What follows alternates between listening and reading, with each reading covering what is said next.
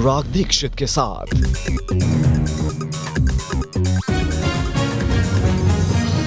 नमस्कार, आप देख रहे हैं डिबेट लाइव। मैं हूं आपके साथ अनुराग दीक्षित। इस सवाल के साथ कि मध्य प्रदेश के मतदाताओं के मन में क्या है और इन विधानसभा चुनावों का क्या कुछ मतलब 24 के मद्देनजर, इस मुद्दे पर बात करने के लिए एक खास पैनल हमारे साथ जुड़ रहा है। हमारे साथ सीनियर जर्नलिस्ट एनके सिंह साहब हैं, कांग्रेस पार्टी के प्रवक्ता आलोक शर्मा साहब हमारे साथ जुड़ रहे हैं और मेरे साथ यहाँ स्टूडियो में मौजूद है भारतीय जनता पार्टी के प्रवक्ता आरपी सिंह साहब। शुरुआत में हम 45 सेकंड देते हैं अपने प्रवक्ताओं को अपनी बात कहने के लिए। आलोक शर्मा, आप तो मध्य प्रदेश से ही लौटे हैं, एमपी के मतदाताओं के मन में आपको क्या नजर आया? देखिए अनुराग जी, मुझे लगता है कि मध्य प्रदेश की जनता ने पिछली बार भी सरकार को बदला था, लेकिन किसी तरह से चोरी करके सरकार इन्होंने फिर बना ली। इस बार जो ग्राउंड की रियलिटी है वो ये है कि 250 घोटालों की सरकार, व्यापम की सरकार और जिस तरह से तमाम झूठ और फरेब की सरकार चली है, वहाँ पर किसान भी त्राहिमाम कर रहा है, महिलाओं के अत्याचार में मध्य प्रदेश की बुरी हालत है और जिस तरह से युवा बेरोजगार है और महंगाई चरम पर है। इस बार मध्य प्रदेश के अंदर चुनाव बदलने के लिए, वोट डालने के लिए जनता जा रही है और मध्य प्रदेश में बदलाव तय है। मोदी जी चाहे जो मर्जी करें और उसके ऊपर मोहर जो है नरेंद्र तोमर जी के जो बेटे हैं उनका जो वीडियो आया है उसने पूरी तरह से पक्की मोहर लगा दी है। मध्य प्रदेश में कांग्रेस 150 के पार। आरपी सिंह साहब, आपने भी मध्य प्रदेश को लेकर तमाम इनपुट देखे होंगे, क्या कुछ मतदाता के मन में आपको नजर आया? सर, बीजेपी को नजर आया?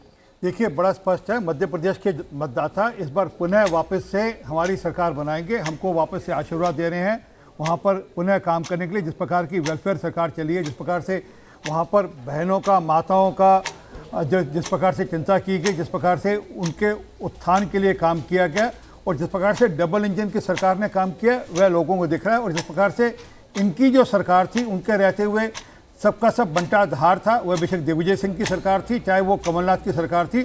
और जिस प्रकार से कमलनाथ के रहते हुए जिस प्रकार के भ्रष्टाचार हुए, जिस प्रकार से उनका बेटा नकुलनाथ भ्रष्टाचारों के मामले में इन्वॉल्व रहा और जिस प्रकार से ये दोनों लोग, कमलनाथ और दिग्विजय सिंह, सिर्फ अपने बेटों को स्थापित करने के लिए वहाँ पर राजनीति कर रहे हैं।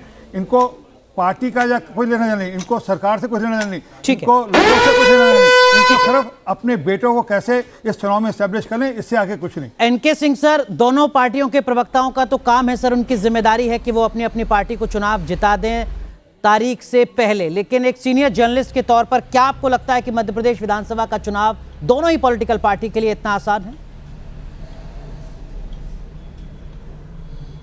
नहीं, बहुत ही क्रूशियल है और मैं ये कहूंगा कि ये नेक एंड नेक फाइट है। फाइट बहुत तगड़ी है।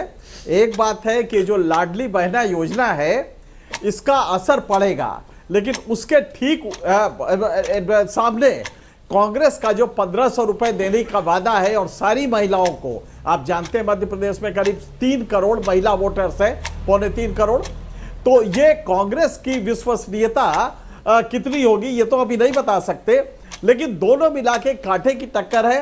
हाँ, लॉ एंड ऑर्डर बहुत अच्छा नहीं है, इसमें कोई दो राय नहीं है। जो भोगा हुआ यथार्थ है लॉ एंड ऑर्डर को लेके वो अच्छा नहीं है, लेकिन लाडली योजना एक टर्निंग पॉइंट है जो कि इनको फिर से इस पे ला दिया, फाइट पे ला दिया है। ठीक है, लेकिन कांग्रेस की स्थिति बेहतर है, इसमें कोई दो राय नहीं है कि कांग्रेस अच्छा कर रही है। ठीक है, आलोक शर्मा, मुद्देवार बात करते हैं। महिलाओं का जिक्र किया, शिवराज सिंह चौहान लगातार अपनी बहन, बेटी के तौर पर संबोधित करते आए हैं। ये माना जाता है कि मध्य प्रदेश में महिला मतदाताओं का साथ शिवराज सरकार के साथ रहा है और जो वेलफेयर की स्कीम है, चाहे वो केंद्र सरकार का मुफ्त राशन हो, सस्ता सिलेंडर हो या और इस तरीके की वेलफेयर स्कीम्स हो, क्या आपको लगता है कि इससे कुछ मुश्किलें बढ़ने जा रही हैं कांग्रेस की? आप रसोई तक अपनी पैठ नहीं बना पा रहे? देखिए मुझे लगता है सिलेंडर 1150 रुपये तक, 1200 रुपये तक टच करके चला गया है, तो सस्ता सिलेंडर की तो बात ही नहीं। और महंगाई जिस तरह से वहाँ पर चरम पर है, तो रसोई में तो बीजेपी ने त्राहिमाम मचाया हुआ है। आज सरसों के तेल से लेकर हर चीज़, आटा, दाल, चीनी, दूध, दही तक पे तो इन्होंने जीएसटी लगा दिया है। तो ये किस बात पर वोट मांग रहे हैं? जहाँ तक बात है शिवराज सिंह चौहान जी की डबल इंजन की सरकार की, बीजेपी ने नकार दिया उनको। अगर उन्होंने काम अच्छा किया होता तो उनको मुख्यमंत्री का चेहरा क्यों नहीं बनाया? मुख्यमंत्री का चेहरा बनने लायक शायद वो नहीं थे, इसीलिए बीजेपी ने नहीं बनाया होगा। लाडली बहना योजना 6 महीने पहले याद आई और उसमें भी जो वृद्धावस्था और तमाम जो बाकी पेंशन्स थी वो सब रोक दी गई। और लाडली बहना में भी जैसा इनके सिंह साहब ने बताया कि वो केवल और केवल कुछ महिलाओं के लिए है। आपके पास 5 एकड़ होना चाहिए, फिर BPL होना चाहिए, मतलब टर्म्स एंड कंडीशंस अप्लाई। हम उनके लाडली बहनाओं में भी उन्होंने फ़र्क कर दिया, तो लाडली बहना भी उनके साथ नहीं है। जहाँ तक बात है कि old pension scheme Congress party ने अभी 2 राज्यों में लागू किया। 500 रुपये हमने सिलेंडर की बात की। वहाँ पर महिलाओं की अगर आप बात करेंगे तो 58,000 रेप केसेस हुए 18 साल के अंदर।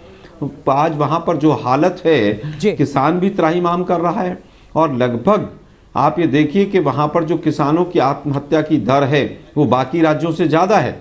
कहीं ना कहीं किसान भी त्राहिमाम कर रहा है। व्यापम में 5 दर्जन से ज़्यादा लोगों की हत्या या मृत्यु हुई।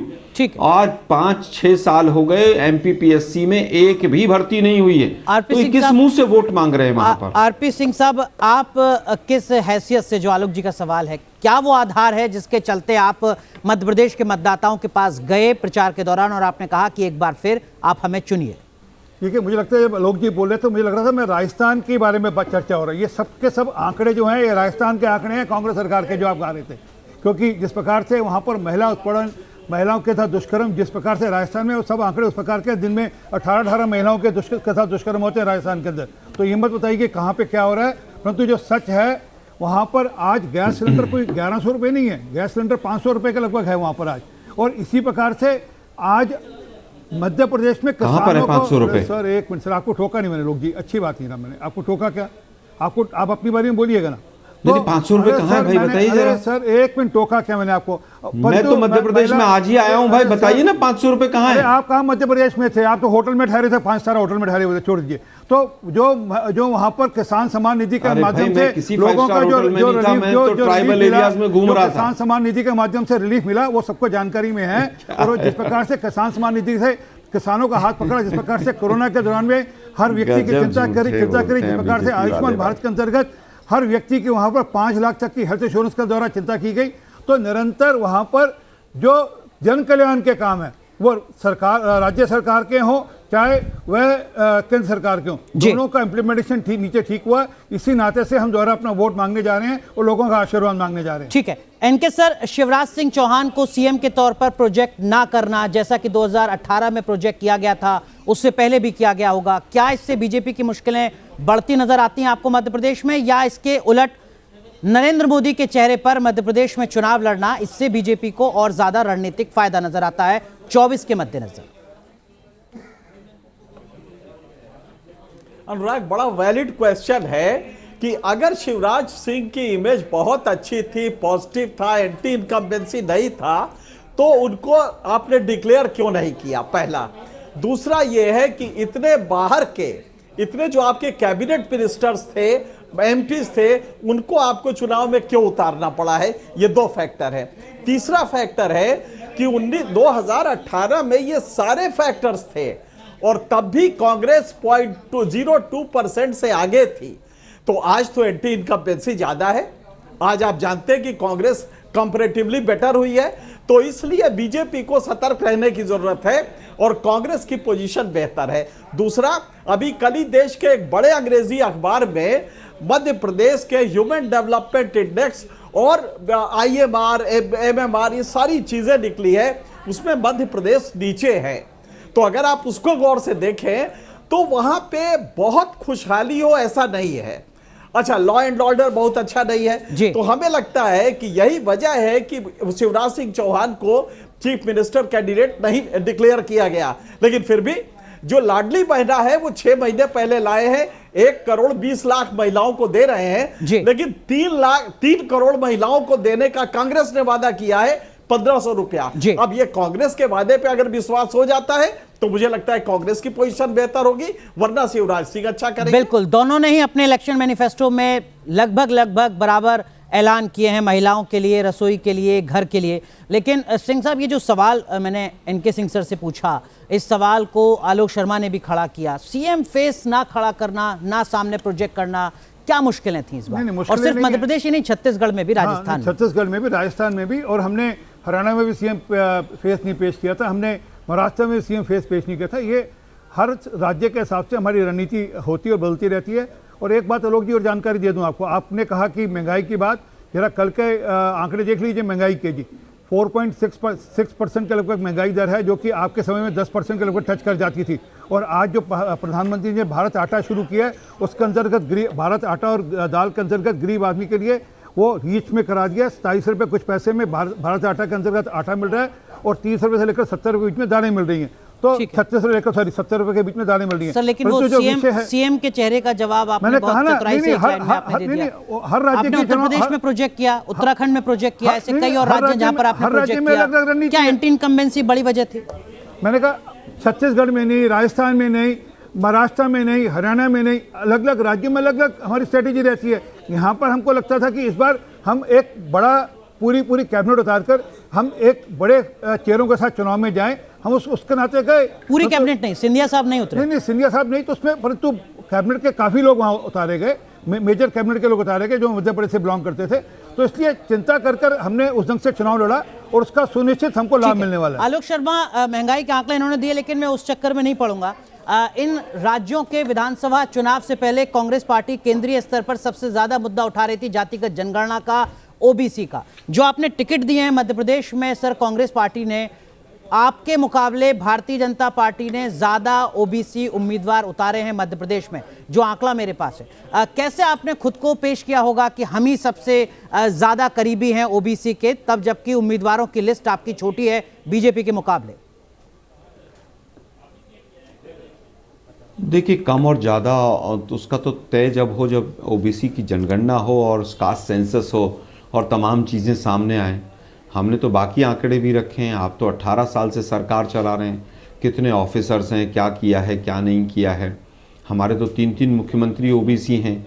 तो बीजेपी कहे कि इस बार जो है ओबीसी मुख्यमंत्री बनाएंगे मध्य प्रदेश के अंदर, अगर इतना ही इनको ओबीसी से लगाव है तो मुझे लगता है ये सब चीज़ें जो हैं वो पीछे छूट चुकी हैं। मध्य प्रदेश की जनता ने पूरी तरह से वहाँ पर, हाँ तो कहिए ना, आप शिवराज सिंह चौहान रहेंगे, आप कहिए फिर। कमलनाथ जी ओबीसी हैं। मैं कह रहा हूँ, आप कहिए ना कि शिवराज सिंह चौहान जी को हम दोबारा बनाएंगे। आप कहिए, हिम्मत क्यों नहीं कर पा रहे हैं? आप हिम्मत नहीं कर पाएंगे। कमलनाथ जी ओबीसी हैं। 84 के दंगे के कातिल, षड्यंत्रकारी, 84 के दंगे के षड्यंत्रकारी आप कहते हैं कि वो आपके मुख्यमंत्री कहते रहे हैं। अरे सुन लीजिए ना, आप मेरी सुनकर जाइएगा। आप बीच में देखिए, मैं आपके बीच में नहीं बोला था सिंह साहब, आप फिर बीच में बोलने लगेंगे। दिक्कत ये है क्योंकि आप हार रहे हैं। नहीं, मैं हार नहीं रहा। आपकी बौखलाहट बता रही है। आपने कहा ना ओबीसी की बात की, तो आपको मैंने बताना जरूरी था कि कमलनाथ जी ओबीसी नहीं। और आपकी बौखलाहट बता रही है। 84 के दंगे के षड्यंत्रकारी, मोदी जी की बौखलाहट भी बता रही है। जिस आदमी ने भिंडरावाला का इंटरव्यू लिया था वो है कमलनाथ, याद रखना। जिस आदमी ने भिंडरावाला का इंटरव्यू लेकर उसको वहां स्थापित किया था,